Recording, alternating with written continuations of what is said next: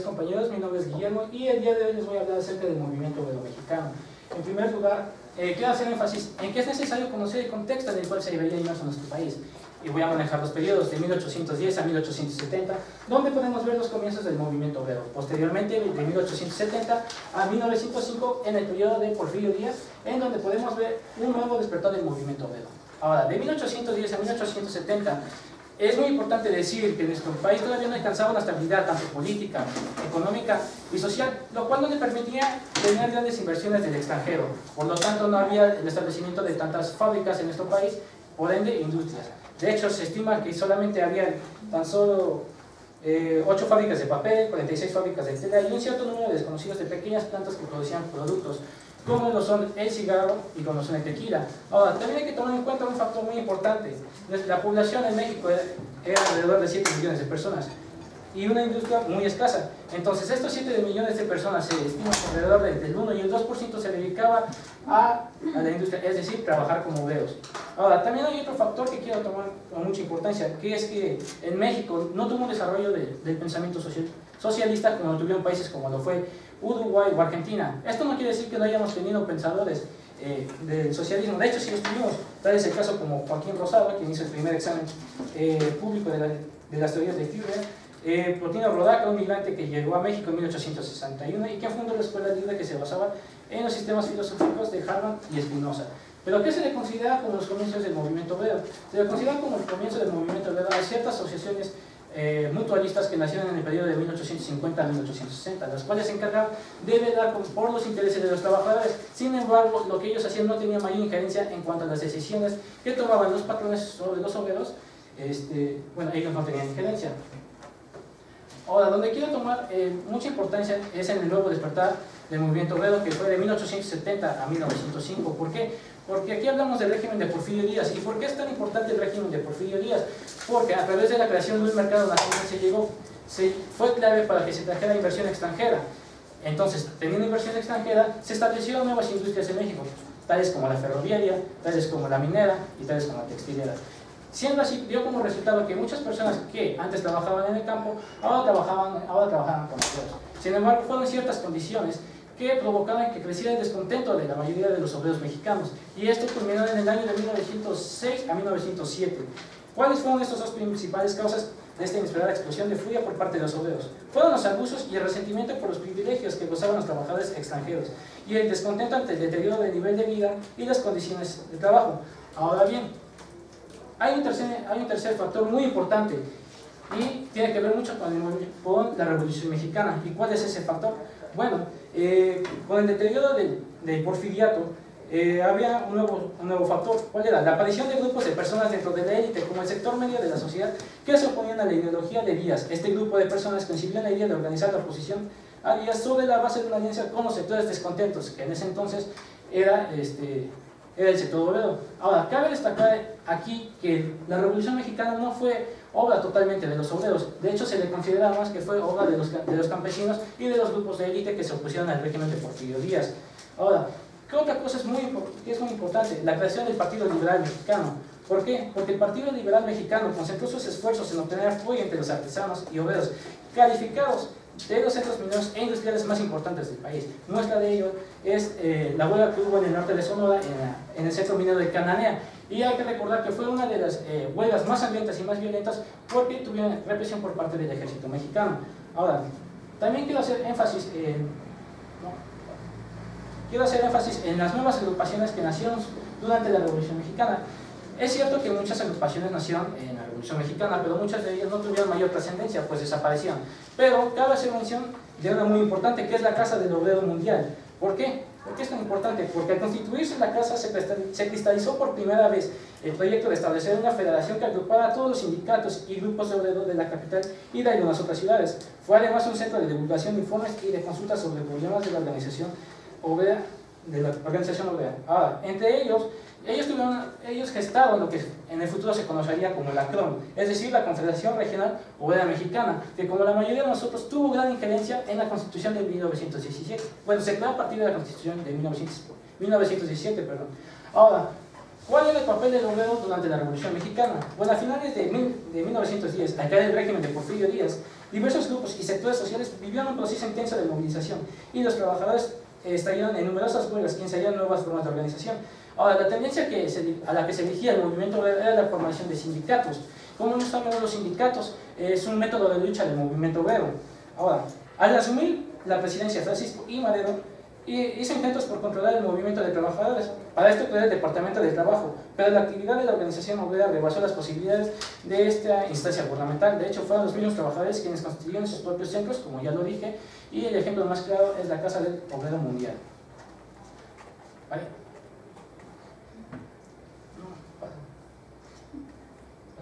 Ahora, la Constitución de 1917. Aquí es donde todos los esfuerzos de los obreros se ven cristalizados. ¿Por qué lo digo eso? Bueno, simplemente porque si hubo un periodo decisivo para dar al movimiento obrero y en realidad a todo el proceso revolucionario, la forma que actualmente presenta, ciertamente fueron los años transcurridos de 1917 a 1920. Ahora, tres acontecimientos cruciales transformaron entonces el carácter del marco ideológico e institucional dentro del que actuaba en la clase obrera del país. La Constitución de 1917 forjó las bases para la construcción de un Estado poderoso y centralizado, pero proporcionando una ideología oficial capaz de atraer y mantener la fidelidad de una coalición de varias clases sociales, entre ellos la obrera. Ahora, la Constitución siguió un año más tarde la fundación de la primera organización obrera propiamente dicha y de carácter moderno y nacional, la Confederación Regional Obrera Mexicana. Su creación representó un triunfo a los dirigentes obreros del país que decidieron aprovechar la mayor debilidad de la clase trabajadora del país, es decir, para garantizar un futuro mediante la alianza con personalidades políticas. Ahora bien, ¿qué se plantea en la Constitución de 1917 en cuestión de los trabajadores? Ahora, a través de la Constitución se consagran los beneficios a la clase obrera, el artículo 123, que hay que recalcar que es el segundo de mayor extensión. A través de este artículo se limitó la jornada diurna a un máximo de 8 horas y la nocturna a 7. Se prohibió a las mujeres y menores de 16 años trabajar horas extras. Los patrones quedaron obligados a dar un día libre por semana a sus trabajadores, lo cual en la práctica significó la supresión del trabajo dominical, que durante tanto tiempo había sido una de las principales metas del movimiento obrero. Ahora, la Constitución reconoció el principio de que hubiera un salario diario mínimo para cada tipo de trabajo. Ahora, también dispuso que los trabajadores tengan el derecho de participar en las actividades de todas las empresas agrícolas, comerciales, industriales o mineras. Sin embargo, hay que también recalcar que tomó 40 años para que esto se llevara a cabo. Ahora, la Constitución reconoció tanto a trabajadores como a los patrones el derecho a organizarse. La huelga y el boicot se convertían en acciones legales bajo ciertas condiciones. Y una de las más importantes e innovadoras que podemos ver fue la creación de un aparato oficial para la solución de conflictos entre el capital y el trabajo mediante el establecimiento de juntas de conciliación y arbitraje que debían consistir en un número igual de representantes por una parte y la otra. Entonces, la Constitución de 1917 es un documento notable, no únicamente por su carácter avanzado, sino porque fue elaborado por un Congreso en el que no formaban parte de muchos obreros y porque los diputados dieron apoyo del Constitucional precisamente a los obreros, que eran una minoría en ese tiempo. Ahora, Obregón y movimiento obrero, ¿qué es el movimiento obrero? Aquí quiero resaltar la participación que tuvo la CROM. ¿Por qué? Porque los cuadros cromistas durante estos dos periodos llegaron a ocupar destacados puestos de mando en oficinas públicas, gobiernos estatales, municipios. Es más, gobernadores de origen militar basaban su fuerza electoral y legitimación en el apoyo que conseguían a cambio de prebendas y reformas pro-obreras. Con el gobierno de Plutarco Elías Calles, los líderes de la CROM llegaron a las cotas de poder jamás imaginadas. Morones, quien fue el líder de la CROM, llegó a ocupar la Secretaría de la Industria, Comercio y Trabajo. Celestino Gasca fue gobernador del Distrito Federal y cromistas destacados ocupaban curules en las cámaras de diputados y senadores. Durante la presidencia de Calles, la reestructuración de las fuerzas políticas propiciada por la muerte de Obregón y la consecuente relajación de control gubernamental permitió que el movimiento obrero independiente lograra que se llevara a efecto de análisis, discusión y expedición por el Congreso de la Unión de la Ley Federal del Trabajo, reglamentaria del artículo 123 constitucional durante el año de 1931. Ahora, otro punto que quiero tratar es el movimiento obrero con las Cárdenas. Como bien sabemos, el movimiento obrero tuvo una gran importancia durante la política de las masas del cardenismo. Pero voy a hablar acerca de esta política de las masas en los otros 5 minutos que me restan, y por lo mientras el doctor. Muy bien, Lizzy, tus 10 minutos comienzan.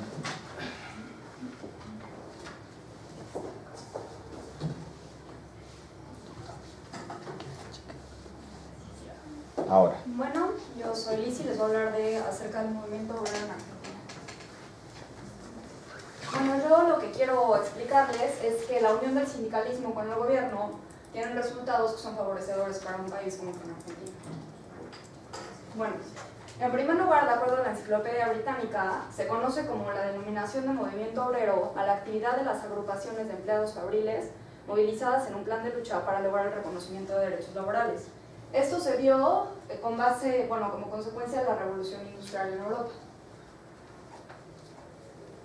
Bueno, en el movimiento obrero, básicamente lo que se defiende son los derechos laborales, que incluyen una jornada limitada de horas, un buen régimen para mujeres, un régimen de trabajo para niños, una evaluación del lugar de trabajo y una paga adecuada. Bueno, para explicarles un poco acerca del movimiento obrero argentino me tengo que dirigir hacia la segunda mitad del siglo XIX, donde hubo una alta inmigración europea por parte, había obreros afroargentinos entrando a Argentina y grupos socialistas y anarquistas que venían de Europa. En la segunda mitad del siglo XIX, 6.3 millones de europeos fueron los que entraron a Argentina con la ideología de la revolución industrial. La población en Argentina era del 0.12% de la población mundial en el siglo XIX y para el siglo XX ya era el 0.57% a causa de la inmigración europea. Bueno, esto es el primer sindicato a la primera central de obreros en Argentina. Esto se creó con base en la sociedad de socorros mutuos o mutualidades. Eran asociaciones en las que los trabajadores se organizaban y luchaban por sus derechos. En 1857 se dio el primer sindicato, que fue la Sociedad Tipográfica Bonaerense.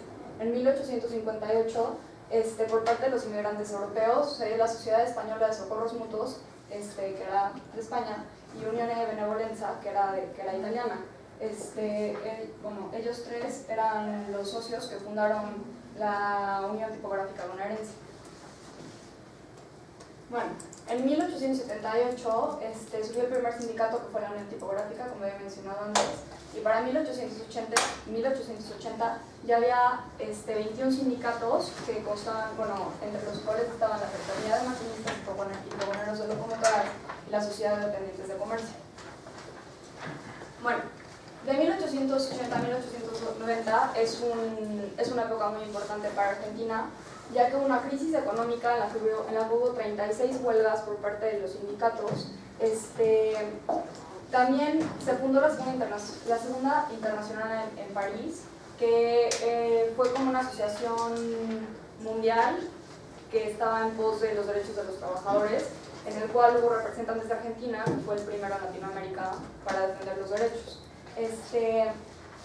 Se dio el petitorio del 1 de mayo, que fue como la primera huelga mayor en la que se pedía al gobierno diferentes derechos que se incluyeran, tales como la jornada de 8 horas, la prohibición del trabajo de los menores de 14 años, la abolición del trabajo nocturno, la prohibición del trabajo para la mujer cuya naturaleza afecte su salud, la abolición del trabajo nocturno para mujeres y menores de 18 años, seguro obligatorio para los obreros, creación de tribunales, etc.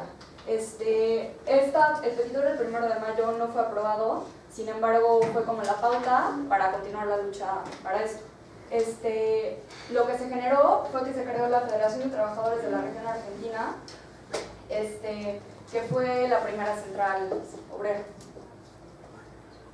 Bueno, yo en lo que me voy a enfocar es en el peronismo, que es como la época de auge del movimiento obrero en Argentina, pero les voy a explicar un poquito antes lo que estaba pasando.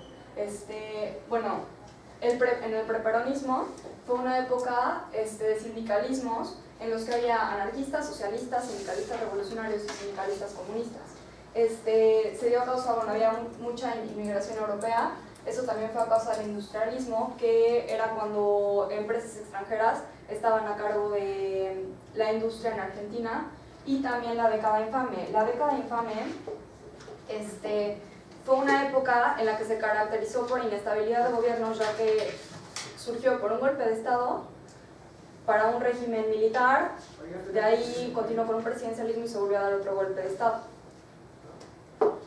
Bueno, el segundo golpe de Estado, que fue cuando termina la década infame, fue por parte de un general llamado, apellidado Rosson, el presidente Castillo, que él tenía mucha presión hacia los obreros argentinos. El general Rosson armó como su gabinete y estableció a Perón como el director del Departamento de Trabajo. Aquí es cuando se da la alianza al sector militar con el sector sindical.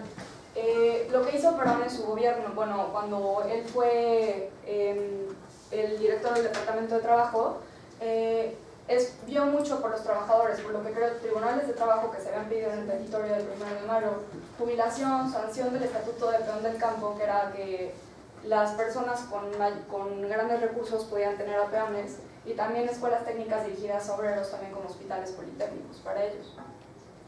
Bueno, él es Juan Domingo Perón.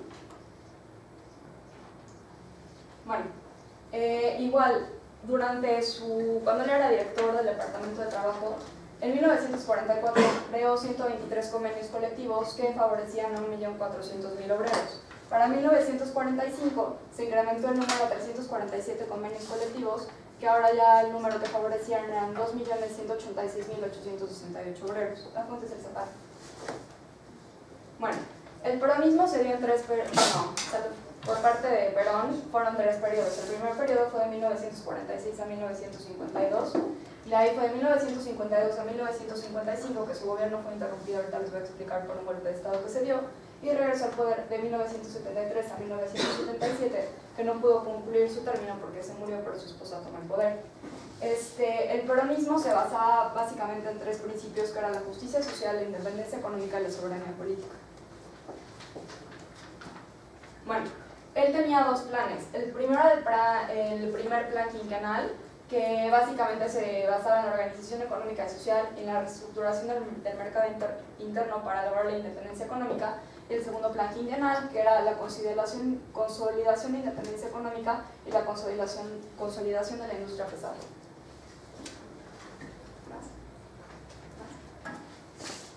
Bueno, en el peronismo está el Partido Justicialista, que fue como la unión del partido, en la que también se da la unión de la Confederación General del Trabajo.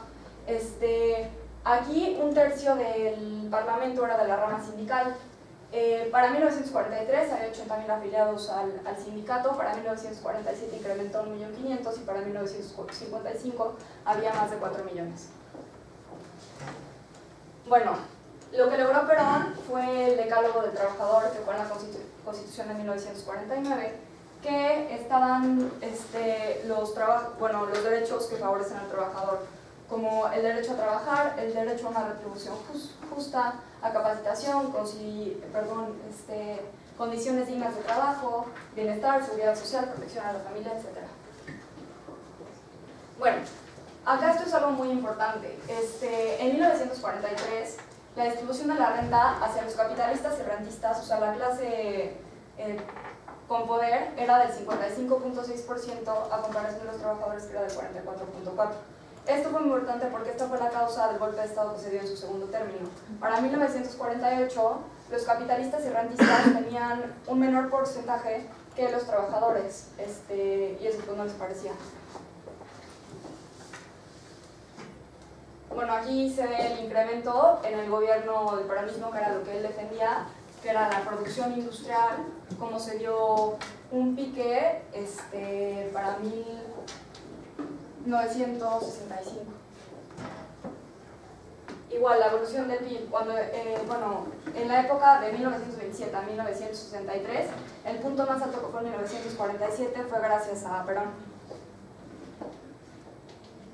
Acá, la última comparación que voy a hacer antes de que empiecen los otros 5 minutos, quiero enseñarles que en 1943, que estaba Castillo como presidente, que fue el que se dio el primer golpe de estado de la década infame, que era del Partido Concordancia, que estaba en oposición al laborista peronista, el PIB era del 5.3%. En 1947, que Perón está al cargo, el PIB es de 5.65%. Cuando hay el golpe de estado y entra Perón en lugar de él, que es en un partido en oposición al laborista peronista, bajó el PIB otra vez. Y eso sería todo por ahora. Muy bien. Guillermo, 5 minutos a partir de ahora. Bueno, como decía, les voy a hablar acerca del movimiento obrero con Lázaro Cárdenas. Ahora, ¿por qué? Una de las políticas que implementó Lázaro Cárdenas fue la política de las masas. ¿Y por qué fue tan importante? Porque las alianzas establecidas por Obregón con las clases populares encuentran su conclusión en la política de masas del cardenismo, fortaleciendo de manera definitiva al Estado, dándole la fuerza suficiente para llevar a cabo una serie de acciones destinadas al crecimiento económico y desarrollo social de México.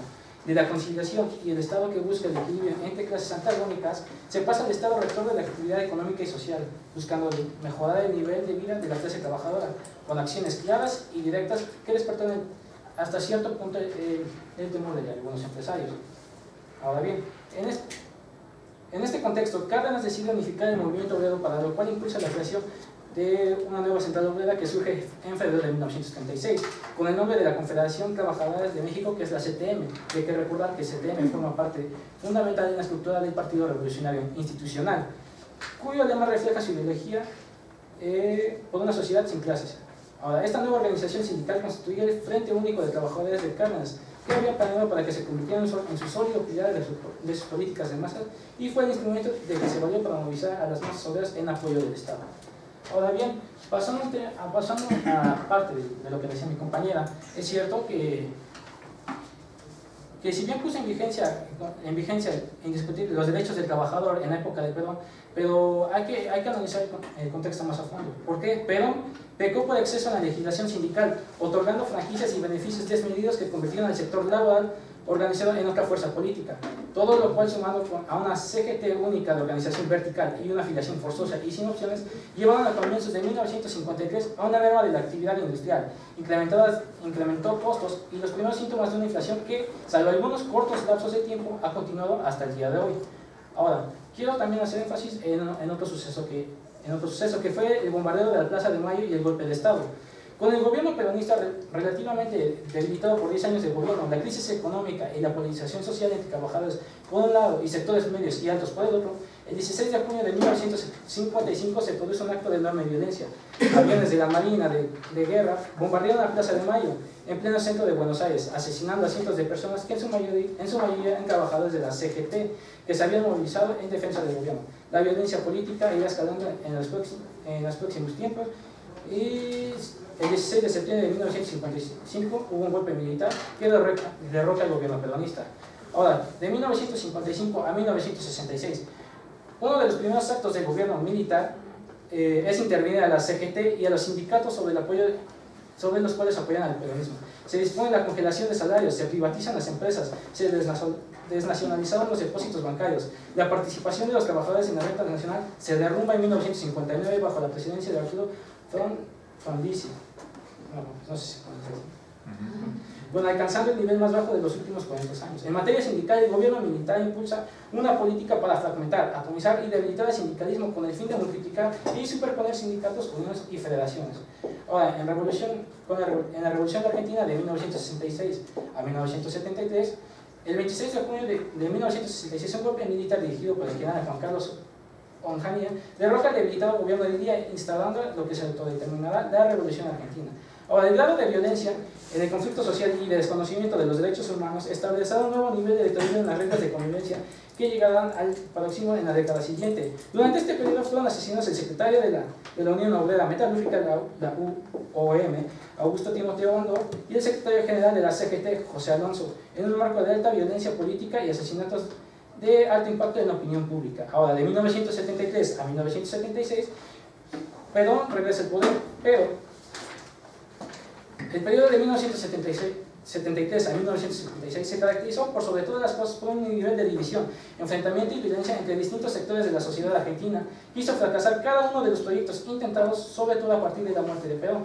Luego de la muerte de Perón en 1974 y con la asunción de la presidenta, su esposa María Estela Martínez de Perón. Ahora, de 1976 a 1983, el 24 de marzo de 1976 se produce el golpe de Estado que derroca a la presidenta María Estela Martínez de Perón y da origen al proceso más oscuro de la historia argentina. Una nueva categoría represiva, el desaparecido, entró de lleno a la historia mundial. Se estima que entre 15.000 y 30.000 personas desaparecieron entre 1976 y 1983. La gran mayoría de los trabajadores, dirigentes y activistas fueron víctimas de esto. El plan represivo estaba íntimamente ligado a un plan de reorganización económico-social dirigido por el ministro de Economía, José Alfredo Martínez de Hoz. Muy bien, tus 5 minutos, Lizzy, comienzan ahora. Bueno, en primer lugar, las fechas que acabas de dar, que es justamente lo que estoy diciendo. Perón estaba como presidente, yo estoy defendiendo la ética peronista, no estoy defendiendo lo de los demás, pues muchas gracias por darme la razón. Igual me hablas de muchas cifras, ¿en dónde están tus fuentes? Por favor, dímelo. como mencionó mi compañero, precisamente de 1955 a 1973 fue la Revolución Libertadora que se actuó prácticamente en contra de todo lo que defendía la ética peronista.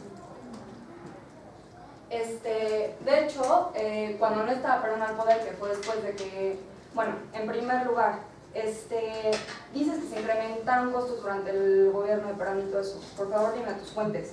Una mala administración, digo, a Perón lo reeligieron 2 veces. La tercera vez que lo reeligieron fue durante todo el proceso que fue la Revolución Argentina, y él ganó, bueno, el pueblo lo eligió por 62%, entonces algo bueno tendría que haber estado haciendo el hombre. De 1976 a 1983, que Perón ya no estaba en el poder y que su esposo tampoco estaba, la deuda externa, que era de 7.000 millones de dólares, se incrementó a 66.000 millones de dólares.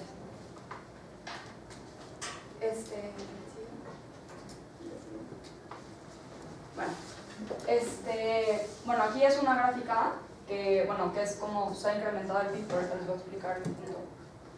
Bueno, de 1970, el presidente era Livingston, que era un régimen dictatorial. El PIB en billones de dólares era de 35, son aproximados más o menos. En 1963, que estaba Perón, el PIB incrementó.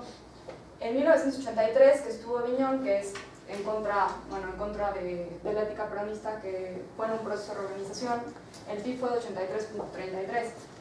En 1989, que estuvo Alfonsín, que igual era en un partido que estaba en contra de la ética peronista, bajó a 80. En 1999, que está Menem, que es el Partido Justicialista, que sigue defendiendo la ética peronista, incrementó a 300. En 2003, Dujale, que también está en el Partido Justicialista, como una crisis económica, pues obviamente bajó el PIB, pero también bajó el PIB mundial también. En 2007, que está Kirchner, el hombre, está el Frente para la Victoria, que fue de 260. Y su esposa en el 2012, que igual sigue con el Frente para la Victoria, está en 480. Cabe mencionar que estos dos partidos igual siguen la ética peronista. En el índice de la corrupción de 2013, como pueden ver, el color de México está un poquito más oscuro que el color de Argentina. Pues bueno, esto se debe a que en México la corrupción se da en el gobierno, lo cual recae en los sindicatos. Bueno, actualmente Urribarri corre para la presidencia de 2015 y prácticamente está diciendo que el movimiento obrero argentino me apoye para llegar a la presidencia es un gran compromiso, porque el movimiento obrero en Argentina es de muy gran impacto para el gobierno y eso lo ayuda. Bueno, el sindicalismo en México. Esto es por parte del diario Presente, donde dice que poco más de los 45 millones de mexicanos en edad de trabajar, 29 millones tienen trabajo remunerado. De estos, únicamente 16 millones tienen seguro social. 6 de cada 10 trabajadores que tienen un ingreso permanente apenas obtienen como máximo 3 salarios mínimos. Igualmente, para que el presidente de una nación critique el sindicalismo, está cañón. Felipe Calderón dice en una entrevista que hizo en Washington a CNN: la paradoja es que hay 2 tipos de sindicatos de maestros. Uno tiene muchas malas prácticas, sí, lo puedo decir así, mala reputación, y el otro está peor. Hay otro sindicato que todavía es más radical, la CENTE, y rechazan los exámenes de los maestros. Toman control hasta de la nómina de los maestros. En algunos gobiernos de México tienen que dar el dinero al sindicato de los maestros y el sindicato paga los sueldos según sus propios criterios. Es un problema. Y entre esos estados está el mío. Es un problema.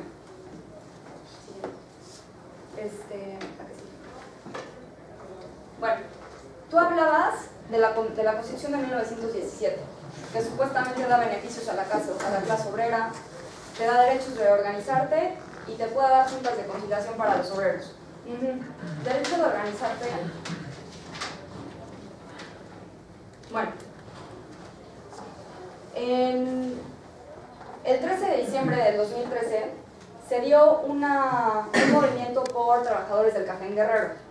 Eran 2 líderes, Juan Lucena Ríos y José Luis Sotelo Martínez, que estaban organizando una protesta. Da la casualidad que estos 2 los mataron.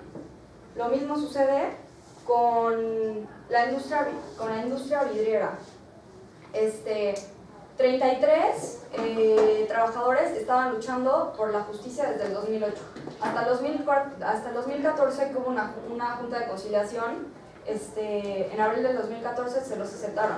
Pero mientras, en esos 6 años, la compañía no hacía que los trabajadores pudieran tener trabajo y los estaba sacando todo el tiempo. Entonces yo te pregunto a ti, ¿en dónde está el sindicalismo en México? ¿O dónde está lo que defiende la Constitución por sus obreros? ¿Qué es lo que generó el cardenismo? Porque ahorita, con los datos que te estoy dando, no es cierto. Muchas gracias. Tiempo. Gracias.